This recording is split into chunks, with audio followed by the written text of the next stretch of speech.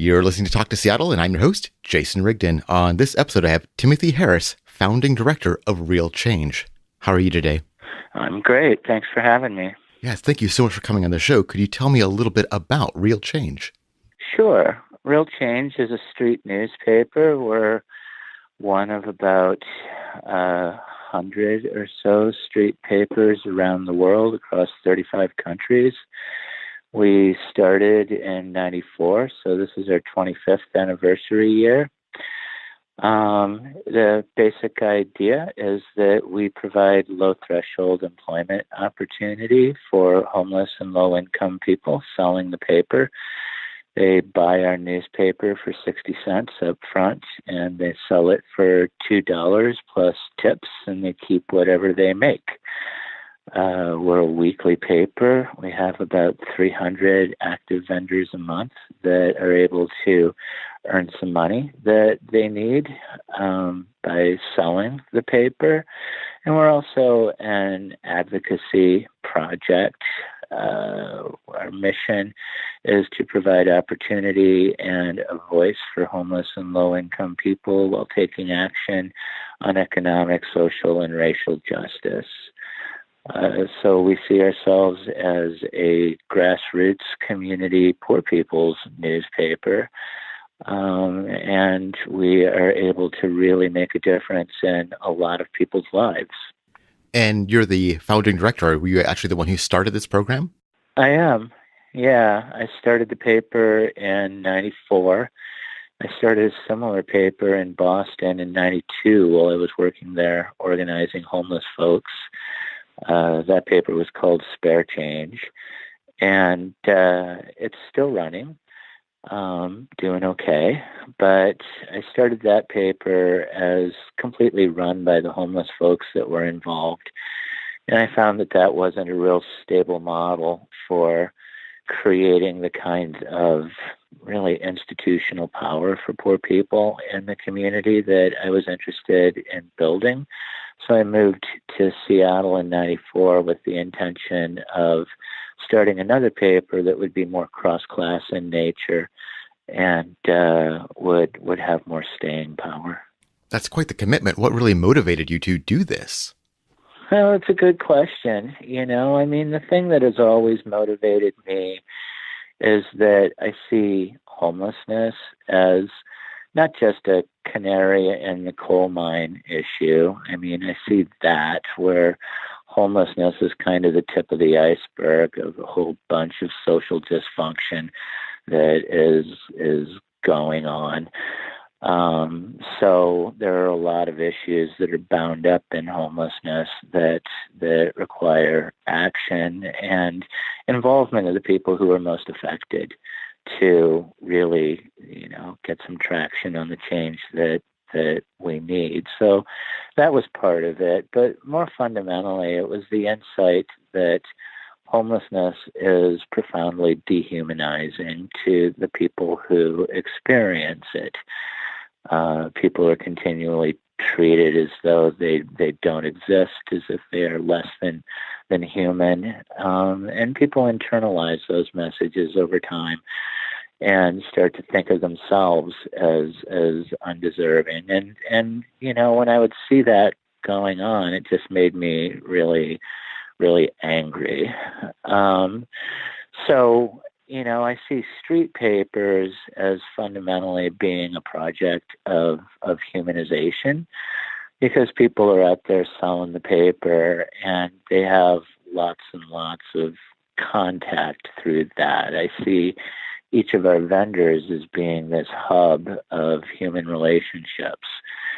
And those relationships where people are on a level playing field, where it's not a charity relationship, where they have a product that people are interested in buying, and information, community news that people want to read, and they buy that for a couple of bucks. They're not dealing with the vendor as an object of charity. They're dealing with them as an independent entrepreneur who is out there earning a living and doing something to help themselves. And there's a foundation of respect that comes from that. People get treated like people, and that changes how they see themselves and their place in the world. And it also changes how other people see homeless folks and poor people. So for me, that's what's most rewarding about it and most fundamental about what we do. It's really all about cultivating those relationships that are transformative. And how does the vendor program work? How does someone become a vendor? Well, it's pretty easy. We have orientations 2 days a week. I think they're on Tuesdays and Fridays at 10 a.m. And you don't need an ID to be a vendor. You don't even have to give us your real name. So a lot of the barriers that people face to employment just don't really apply here. Pretty much anybody who wants to sell the paper can. The orientation lasts for about an hour. We go over things like what's expected of the vendor, the code of conduct. We talk about how to be successful selling the paper. We talk about how to get involved here in some of the programs that we do, and how to be part of the solution, the sort of invitation into our community. And there's a little bit of practice. People go out to what are essentially practice pitches and go out and sell the paper for a little bit and come back and talk about how that went. And then they get their badge and their first 10 papers for free. So after that point, they're a badged vendor. They get assigned a place to sell, or not really so much assigned a place to sell. We give them recommendations where they can go be successful. And, then we encourage them in their success. And do most of the new vendors come in through word of mouth, or do you do any other kind of outreach? We do outreach, but most of the vendors are recruited by other vendors who are successful in selling the paper. They're definitely our most effective recruiters. What are some of the topics that are covered by Real Change? Well, I'm looking at an issue that is right in front of me right now, the one that came out on Wednesday, and our cover story is about the Shout Your Abortion movement. We have another story about Jay Inslee's record on homelessness. Our lead editorial is about Guatemala, and how that intersects with the immigration issue. We have another column that is about the system failure report, that is about the intersection of chronic homeless people and criminal activity in Seattle, a report that just came out about that. We are running, this year, we're running a bunch of stories. We're running a story every week from our archives because it's our 25th year. So we have a story that we published in 1999 that is an interview with a veteran of the Spanish Civil War. We have book reviews, we have cartoons, we have columnists. But, that's what a recent issue looks like. Oh, and then there's another international story about how the movie Roma is changing how domestic workers are being treated in Mexico. So we're a pretty eclectic paper. A lot of people think that we're just about homelessness. We're not. We're much broader than that. We're a broadly progressive community newspaper. Covering a lot of topics that a lot of other media in this town don't really touch, or if they do, they touch very lightly. That's right. We're able to go more in depth. We have 4 veteran journalists in our newsroom that are professionals. We have cumulative experience of more than 60 years in our newsroom putting out this paper. So it's a real quality newspaper that covers a lot of issues that people care about. So these are pretty tough times for print journalism. What are some of the biggest challenges facing Real Change right now?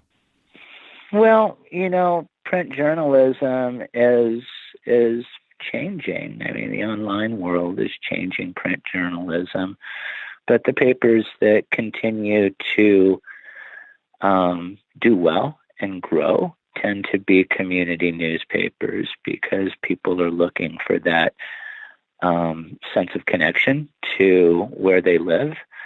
And one of the assets that we have as a paper is that we are so relationship based. I mean, Real Change is very much about the relationship between our readers and our vendors, and really putting a face on that.